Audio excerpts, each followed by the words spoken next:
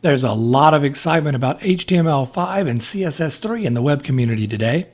And with the addition of the HTML5 pack for Dreamweaver CS5, you can begin using HTML5 and CSS3 in Dreamweaver today. Now here I have a page that I've designed in HTML5. Now I've turned on my live view so that you can actually see the way that this page renders in my WebKit browser that of course is built straight into Dreamweaver CS5. Of course in design view it looks pretty much the same, but I'm going to be using live view so that I can see the instantaneous changes to my CSS and my markup as they happen.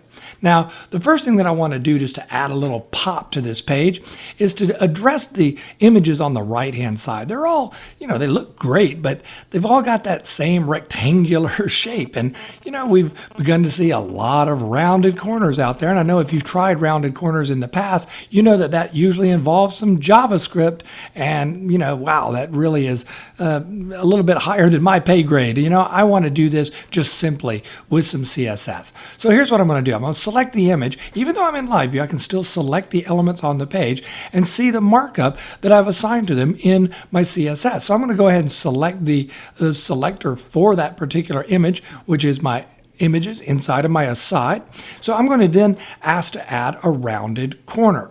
Now, one of the great things that CSS3 adds to it for us is something called border radius. And as I begin to type, you can see that I'm drilling down into border radius. Now, you'll notice that there are several border radius entries here.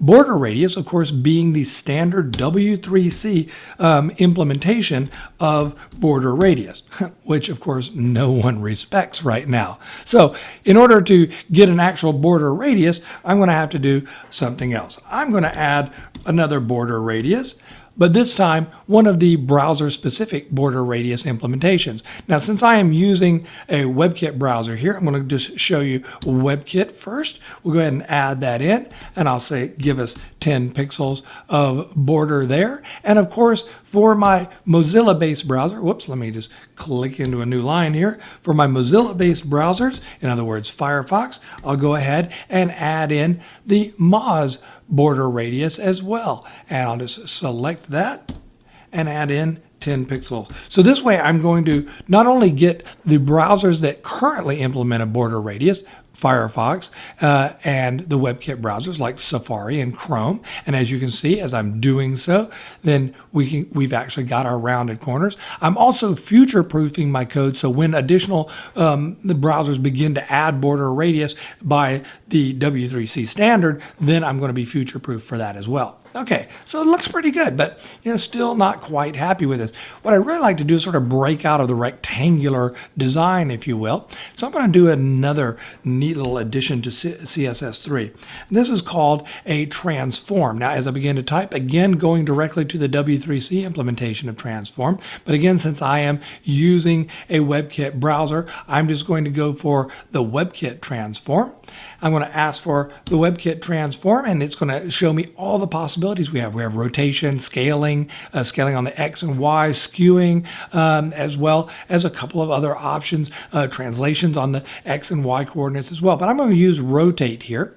And let's just go ahead and say rotate, and let's say, 5 degrees. See what that looks like. As I click over, you can see that I've begun a 5-degree rotation. If I want to go the other way, of course, I can just add a negative sign. So there we've got another rotation. Hey, looking good. All right, let's address something else here on my page that I'm not quite happy about, and that being my navigation up at the top. Now, I've got a nice little mouse over happening here, but one of the problems that I've got is that black band. I really would like to see through that to the image underneath, but of course, again, transparency, not supported across all the browsers, and again, very difficult to do because I got to use images. But I want to use just a straight CSS implementation. So again, I'm going to go and select the select or a rule that I've created for my navigation, and you can see that it is nothing more than a background color of black. If I change that to white, you can see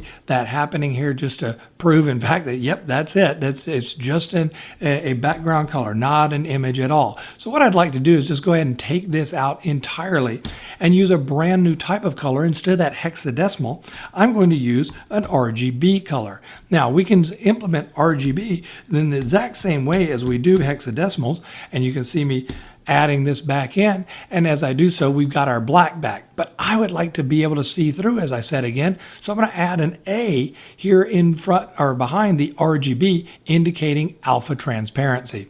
Adding another comma and putting in my transparency of 0.5 says give me a 50% opacity, and you can now see through the black underneath my navigation. Now, I'm really enjoying the mouse over. It looks really good, but again, just sort of jumping back and forth, and again, not really happy with it. So I'm going to again go and select one of these rules, and I'm going to go straight to the rule for these links within my navigation. And what I'd like to do is, as I move between them, instead of just that sudden jump between colors, I'd like to sort of give it a nice easing or a fading in, which again is possible in CSS3. It's called a transition. And as I begin to type, again, we're seeing our transition properties. Now remember, again, I'm just showing you the WebKit implementations, but of course, the other browsers I would add as well. My Moz transition, an O transition for Opera. But here, we're just going to do a transition, and I'm going to say how long would I like it to last. So I'm just going to give a transition duration of 1 second. Now what this is going to say is as we refresh our page and I mouse over the element, then it's going to enact this hover rule. And so it's going to look to find what is the background color originally and what is the background color we're moving to. And it's going to move between those two in 1 second. So you can see both it's fading in as well as fading out, even as I move back and forth.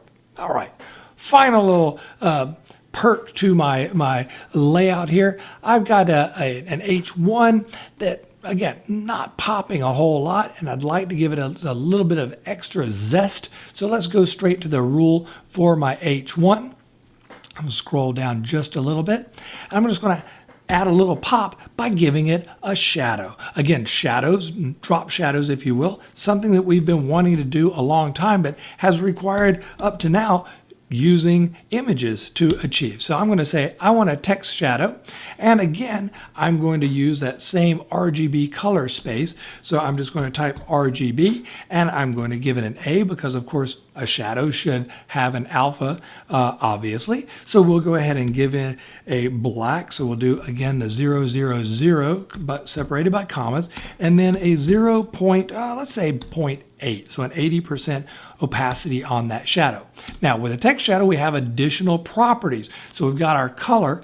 We also need our top and our left offset. So I'm going to give a 2 pixel offset on the top and on the left, and then a spread. We'll spread this out, let's say 4 pixels.